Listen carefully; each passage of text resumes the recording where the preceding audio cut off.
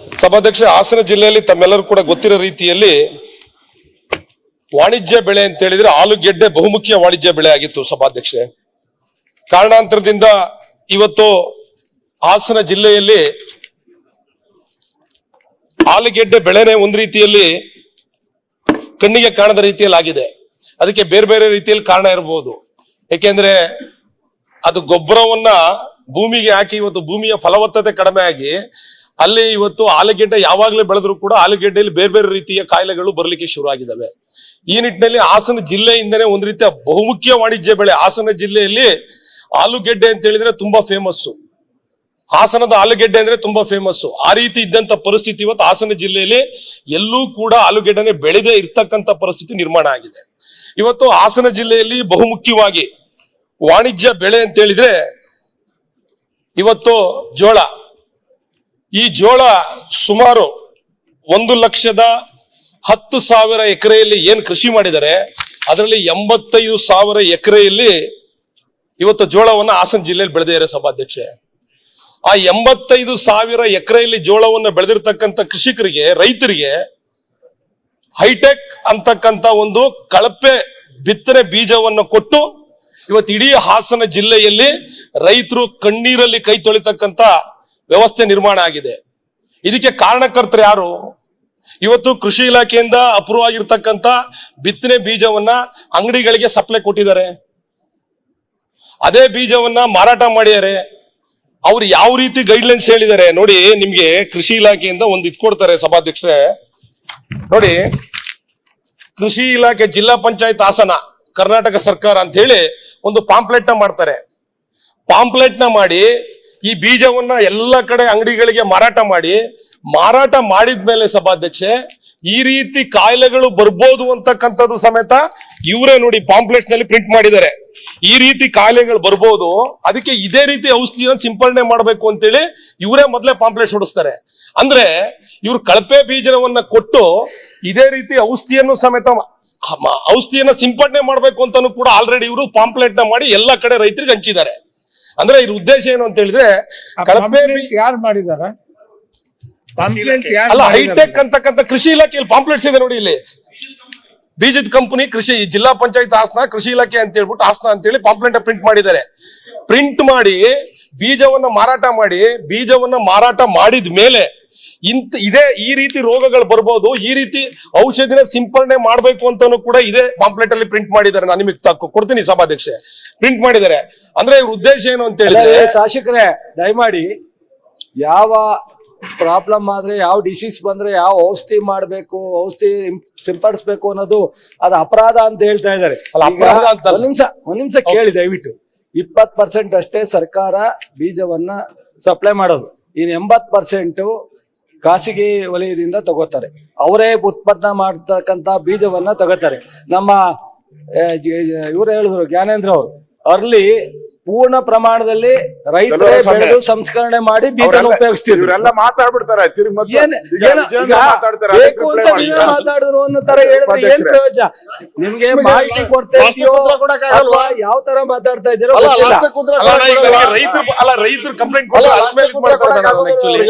ಈಗ ಎಲ್ಲಾರ್ದು ಏನೇನೋ ಹೇಳಿದ್ರೆಲ್ಲ ಕೇಳಕ್ಕಾಗುತ್ತಾ? ನೀವು ಮಂತ್ರಿ ಆಗಿ ಕೆಲಸ ಮಾಡ್ತಿದ್ರಿ, ಏನ್ ಹೇಳಿದ್ರು ಕೇಳ್ತೀರಾ? ಹೇಳ್ಬೇಕು ಅಂದ್ರೆ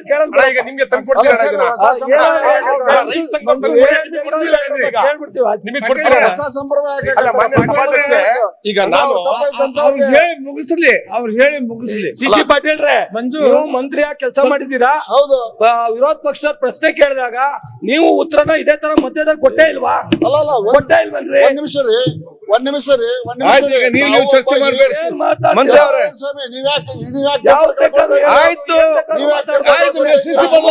ಮಂತ್ರಿಯಾಗಿ ನೀವು ಮಂತ್ರಿಯಾಗಿ ಚರ್ಚೆ ಮಾಡಿ ನಾವು ಮಂತ್ರಿ ಆಗಿರೋದು ಅವ್ರು ಏನೇನ್ ಕೇಳ್ತಾರ ಅದೆಲ್ಲ ಕೇಳ್ತಾರೆ. ನಾವು ಸರ್ಕಾರದಲ್ಲಿ ಉತ್ತರ ಕೊಡ್ಬೇಕು. ಒಂದೇ ನಿಮಿಷ. ನಾವೇನ್ ಹೇಳ್ತಾ ಇದ್ದೀರಿ ಚಲುವರಾಯ ಸ್ವಾಮಿ ಅವರಿಗೆ, ಇಲ್ಲಿ ಈಗ ಮಾತಾಡಿದ್ರು ಪ್ರತಿಯೊಬ್ಬರಿಗೂ ಉತ್ತರ ಕೊಟ್ರೆ, ಈಗ 6 ಜನ ನಮ್ಮ ಹತ್ರ ಲಿಸ್ಟ್ ಕೊಟ್ಟಿದ್ದಾರೆ. 6 ಜನಕ್ಕೂ ಎದ್ದು ಉತ್ತರ ಕೊಡೋದು ಸರಿ ಇರಲ್ಲ.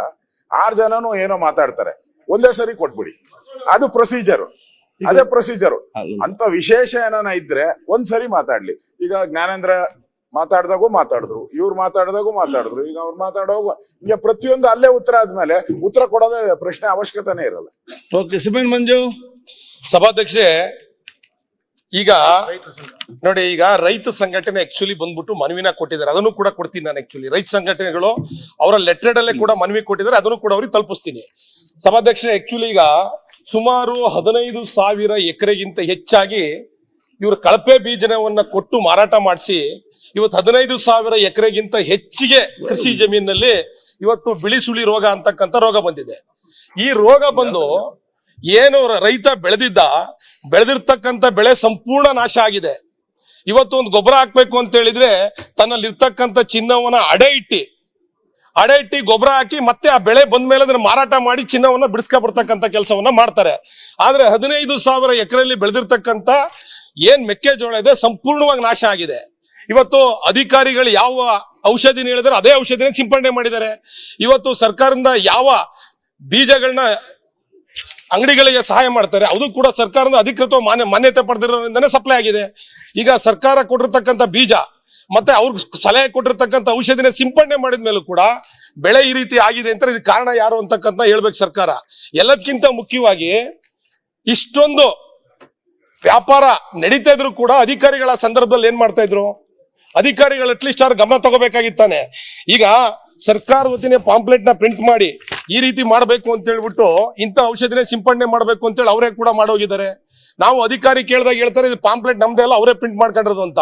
ಆದ್ರೆ ಅಷ್ಟು ದಿವಸ ಮಾರಾಟ ಮಾಡಿದಾಗ ಇವ್ರು ಏನ್ ಮಾಡ್ತಾ ಇದ್ರ? ಹಾಗಾದ್ರೆ ಹೈಟೆಕ್ ಅಂತ ಕಂಪನಿ ಉದ್ದೇಶ ಪೂರ್ವಕವಾಗಿ ಹಣೆ ಮಾಡಬೇಕು ಅಂತಕ್ಕಂಥ ಉದ್ದೇಶದಿಂದ ಸುಮಾರು ಹಾಸನ ಜಿಲ್ಲೆಯಲ್ಲೇ 35 ಕೋಟಿಯಷ್ಟು ವ್ಯವಹಾರವನ್ನ ಮಾಡಿದ್ದಾರೆ.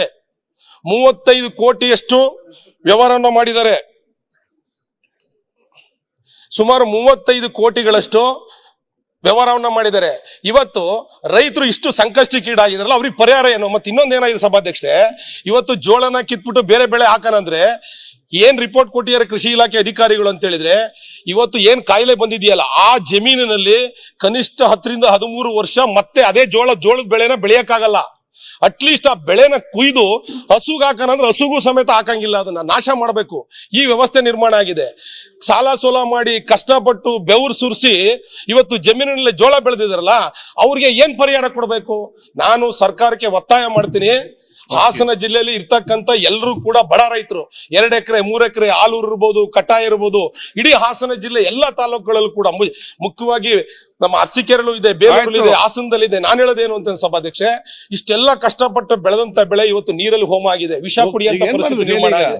ನಾನು ಹೇಳೋದು ಸರ್ಕಾರಕ್ಕೆ ಒತ್ತಾಯ ಮಾಡ್ತೀನಿ, ಯಾರು ತಪ್ಪಿತಸ್ಥರಿದ್ದಾರೆ ಅವ್ರ ಮೇಲೆ ಕ್ರಮ ಆಗ್ಬೇಕು. ನಾನು ಮಾನ್ಯ ಸಚಿವರಿಗೆ ಇನ್ನೊಂದು ಮಾತು ಹೇಳಕ್ ಇಷ್ಟಪಡ್ತೀನಿ. ಈ ಔಷಧಿಗಳು ಮತ್ತೆ ಯಾರು ಬಿತ್ತನೆ ಬೀಜವನ್ನ ಈ ರೀತಿ ರೈತರಿಗೆ ಕಳಪೆ ಬಿತ್ತನೆ ಬೀಜವನ್ನ ಮಾಡಿ ಮೋಸ ಮಾಡ್ತಾರೆ, ಅವ್ರಿಗೆ ತಕ್ಕನಾದ ಶಿಕ್ಷೆ ಆಗ್ಲಿಕ್ಕೆ ನೀವು ಉಗ್ರವಾದ ಕಾನೂನನ್ನ ತಾವು ದಯವಿಟ್ಟು ತರಬೇಕು ಸಚಿವರೇ. ಅನ್ನ ಕೊಡ್ತಕ್ಕಂಥ ರೈತನಿಗೆ ಈ ಪರಿಸ್ಥಿತಿ ಆದ್ರೆ, ವರ್ಷ ಎಲ್ಲ ದುಡ್ದಂತ ಬೆಳೆಗೆ ಈ ಪರಿಸ್ಥಿತಿ ಆದ್ರೆ ಏನಾಗ್ಬೇಕು? ನಾನು 86 kg ಇದ್ದವಳು 71 kg ಬಂದಿದ್ದೀನಿ. ವಯಸ್ಸಾದ್ಮೇಲೆ ಸ್ಮಾರ್ಟ್ ಆಗಿ ಕಾಣ್ತೀರಾ ಅಂದ್ರೆ ಜಿನ್ನಿ. 126 kg ವೇಟ್ ಇದ್ದು ನಾವು ಈಗ 114 kg ಲೆಕ್ಕ ಬಂದಿದ್ದೀವಿ. ಯಾವುದೇ ಸೈಡ್ ಎಫೆಕ್ಟ್ ಆಗಿಲ್ಲ. 84 ರಿಂದ 50 kg ಬಂದೆ, ಆಮೇಲೆ ಸಣ್ಣಗೆ ಫಿಟ್ ಆಗಿದ್ದೀನಿ. ಅದಕ್ಕೆ ನಾನು ಯೂಸ್ ಮಾಡ್ತಾ ಇರೋದು ಜೀನಿ ಸ್ಲಿಮ್. 84 ರಿಂದ 50 kg ಬಂದೆ, ಆಮೇಲೆ ಸಣ್ಣಗೆ ಫಿಟ್ ಆಗಿದ್ದೀನಿ. ಅದಕ್ಕೆ ನಾನು ಯೂಸ್ ಮಾಡ್ತಾ ಇರೋದು ಜೀನಿ ಸ್ಲಿಮ್. ಸಣ್ಣ ಆಗಕ್ಕೆ ಜೀನಿ ಸ್ಲಿಮ್ ಯೂಸ್ ಮಾಡದೆ ಹೆಲ್ದಿನೂ ಅದೇ. ನೀವು ಸಣ್ಣ ಆಗ್ಬೇಕಾ, ಹೆಲ್ದಿ ಆಗ್ಬೇಕಾ? ಹಾಗಿದ್ರೆ ಜೀನಿ ಸ್ಲಿಮ್ ಯೂಸ್ ಮಾಡಿ. ಸಣ್ಣ ಆಗೋದಕ್ಕೆ ಯಾವುದೋ ಪ್ರಾಡಕ್ಟ್ ಹೇಳ್ತಾ ಇದ್ದಾಳೆ, ಏನಾದರೂ ಸೈಡ್ ಎಫೆಕ್ಟ್ಸ್ ಇದೆ ಅಂತ ಯೋಚನೆ ಮಾಡ್ತಾ ಇದ್ದೀರಾ? ಖಂಡಿತ ಇಲ್ಲ, ಯಾಕಂದ್ರೆ ಇದು ಕೆಮಿಕಲ್ ಫ್ರೀ. ಸಣ್ಣ ಆಗಬೇಕು ಅಂದರೆ ಜೀನಿ ಸ್ಲಿಮ್ ಯೂಸ್ ಮಾಡಿ. ಹೆಚ್ಚಿನ ಮಾಹಿತಿಗೆ ಕೆಳಗೆ ಡಿಸ್ಪ್ಲೇ ಆಗ್ತಿರೋ ನಂಬರ್ಗೆ ಕಾಲ್ ಮಾಡಿ.